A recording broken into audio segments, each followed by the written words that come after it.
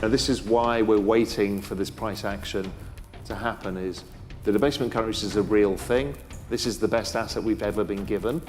It protects us from this. Liquidity is the driver. We're just about the point where liquidity is starting to really increase. We're seeing the Chinese really lead it, but we're seeing global M2 rising around the world. So yeah, it's right here, right now, and it's the most important thing you probably don't know about macroeconomics that you need to know about. In a recent interview on Zebu, Raoul delved into 3 key topics shaping Bitcoin's future: central bank rate cuts, the expanding liquidity cycle, and Bitcoin's potential to enter the banana zone. Currently, Bitcoin is trading at approximately $65,000, showing a 1% decrease in the past 24 hours, but a 4% increase over the last 30 days. These discussions are especially critical as the crypto market reacts to shifting global financial dynamics, including the upcoming US elections and ongoing debates on crypto regulation. Before we dive into this insightful conversation, don't forget to like, subscribe, and share this channel. Now let's hear more from Raoul. What I've learned in my career, it took me a while to learn this, is what captures people's attention is fear. What the outcome is the opposite. 99% of the, well, 3% of the time over the last 100 years, let's say the US has been in recession, 3%. Yet people anchor on the fears. So they anchor on, through my whole life, it's like, well, Russia's gonna send nukes or this is gonna happen. None of these things generally happen. So what I've learned is actually to be an optimist through these things. My particular view on most of the things happening right now is that I actually believe, contrary to almost everybody else's opinion, that the US and China and Europe have agreed what to do with Taiwan, and that's to give it back. Give it back is not theirs to give, but to allow China to do it. I think that Gavin Newsom, the governor of California, going to Beijing randomly, he's a non-geopolitical character. He turns up at Beijing. What he should see is the government of one of the regions. He sees Xi. Xi is not going to see, being the second most powerful person in the world, he doesn't see the governor of California who's just popped into, he went with something. And then he brought Xi back to California, not to the United Nations, not to DC, not to anything else, but to California. The US is building 3 TSMC plants. The world does not function without Taiwan Semi. All of the AI future, everything we understand, every computer, every phone, nothing functions without these guys. They're the most strategically important company in the world. The US is building 3 plants, Germany 1, Japan 1. They're all done in about 3 years. China, nobody can go to war with Taiwan because we will lose the semiconductor manufacturing. Those foundries are foundational to the future of the world. Everybody knows it. So the only answer, because everybody loses in that case, is a compromise. Then we saw Xi go to Europe. So immediately goes to Europe, and the Europeans obviously have to be involved in this, and they asked one thing, which is, everyone's making demand of each other. There's a lot of horse trading that needs to happen to make a mega deal, and their one thing is obviously, we want Putin stopped. If you remember, Xi came straight back from Europe. The first person who went to see him was Putin. Immediately the press leaks came out of AP saying, I'm prepared to stop advancing. Somewhere within this, I think there was a big, very positive upside surprise that comes out of this. Because if you game it all out, there is literally no way that anybody's going to go to war just when we're about to bring AGI into the world. It's just not going to happen. You can't do it. And everybody knows it because everybody needs it and wants that technology more than any other technology that has ever been except the nuclear bomb. They're of equal importance in terms of discoveries. So that, I think, is happening. So therefore that neutralizes, I think, a lot of the Russian situation. The Middle East situation, I'm also more positive about that as well. Okay, I'm less sure of this one, but it has been my opinion for a few years now, 3 years, maybe 2 years, that Saudi, Israel, and Iran did a deal, which is Saudi has been very strong in, listen, we need to rebuild this region in a way that's more commercial. MBS has been a big thought leader in pushing this through.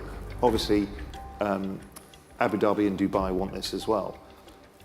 And they've seen Israel as a partner, and they've been in talks a lot, and they think of it as their Silicon Valley as part of the Middle East. And they started talking to Iran on many of these issues. Now, what's been interesting is, as Israel's had the opportunity to try and rid itself of ongoing situations being complicated for them over a long period of time, the retaliation things with Iran over Hezbollah has been super interesting, because the Iranians have kind of called them up, sent a carrier pigeon, said, we might send a bomb, so if you just put up your thing, right, that's not how warfare happens. That is prearranged. Let's see what the Israeli response is. My guess it will be equally prearranged. If that is the case, then it's a signal that this whole Middle East situation, there are more people trying to clean it up in different ways. So I'm actually more positive about all of these than most people are. As we just heard, Raoul Pal discussed the influence of central bank rate cuts on Bitcoin and their connection to the liquidity cycle. Now let's hear him delve deeper into Bitcoin's potential to enter the banana zone, a crucial phase for significant price movements. He also explores how institutional adoption is driving Bitcoin's growth, offering valuable insights into its next major move. Let's listen to Raoul Pal's perspective on this evolving market scenario. Inflation was the 2022 story. Yeah. And 2021 story. So all we've seen, if we look at the US inflation numbers came out today, everyone's like, oh my God, they came out 0.1%, more than expectations. Look at the numbers, 2.5 years, every single number has been lower. Inflation, headline inflation in the US is 2.4%. It's going to keep falling. So in Europe, it's been falling. In some countries, it's already been negative. So I think inflation is a story of the past. Now, inflation, don't forget, doesn't mean our prices go down. You're still paying that ridiculous price at the supermarket and the restaurant and everything else. So that is real. Wages did readjust somewhat, but the inflation story, i.e. the fear of what it does to financial markets and the Fed and Bank of England, whoever raising rates, they're all cutting rates now, and they'll be cutting rates for another year, year and a half. Some faster than others, depending on the structure of their labor markets and other stuff. So again, optimist. The question was about how I keep track of liquidity and flows and how it impacts the price of crypto. This is all part of the banana zone. This is all part of the big thesis that everybody knows. We'll come on to that. Spoilers. Yeah. So many people have got into this space because they understand that there is something going on where wages don't go up a lot. The central banks seem to do stuff and asset prices go up and your kind of future self gets poorer. An asset is purely future deferred consumption. Something you buy today that you can sell later. You're expected to make a return on it to compensate for locking up your money over a period of time. Problem is these things are getting more and more and more expensive. So when I first started in investment banking as a 20-something-year-old, I bought an apartment in London and it was about 3.5 times my salary. If I look at the average investment banking, young kid in investment banking now, and the same apartment, it's probably 10 times salary. Why? And this is actually to do with central bank debasement that happened from 2008 onwards. When they reset interest rates to zero, the world broke with debt. Most of the countries, if you look at total debt, including private sector debts, most countries are 200 or 300% of GDP in debt. The US is 380% of GDP in debt. The world is actually 400% of GDP in debt. And so what they've done to manage the payments of these debts is the private sector debts have been slowing everywhere. And what we've seen is using monetary liquidity or the balance sheet of the central banks and other things to debase currency. And they're debasing it by about 8% a year. Debasing a currency lowers the purchasing power versus scarce assets. And what happens is the scarce assets optically look like they're going up in value, but what you're actually dealing with is debasement of your savings and of currency overall. And so once I figured what was going on out, I started looking at the world through the lens of debasement of currency, and liquidity. Liquidity is the thing that causes it.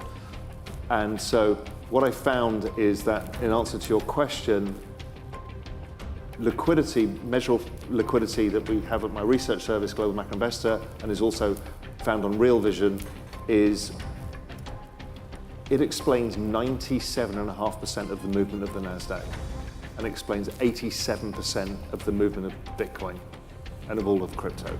It's all based on liquidity. Liquidity is the driver.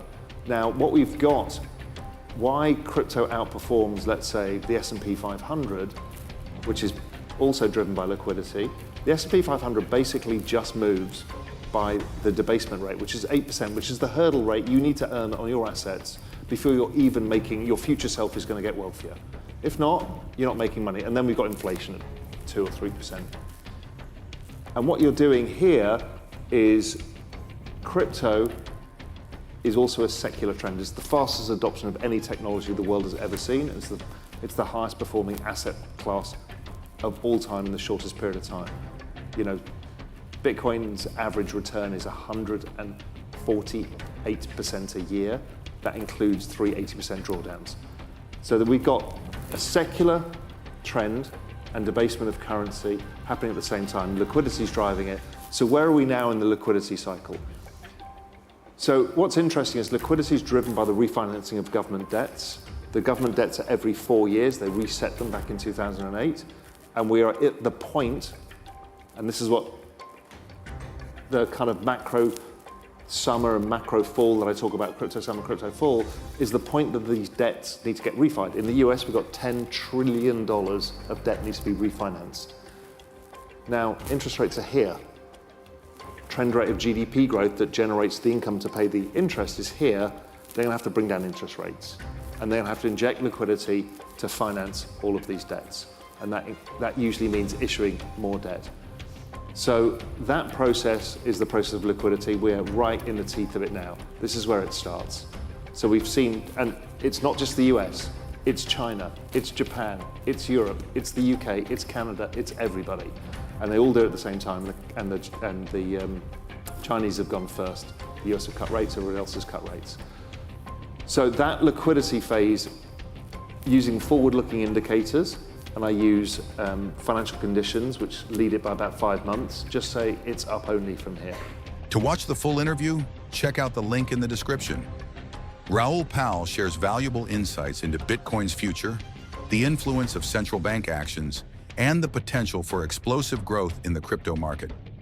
We'd love to hear your thoughts. Do you think the upcoming US elections will impact Bitcoin? How do you believe central bank rate cuts will affect crypto prices in 2024? If you enjoyed this discussion, please like, subscribe, and share our video for more engaging content exploring the innovative world of decentralized technologies.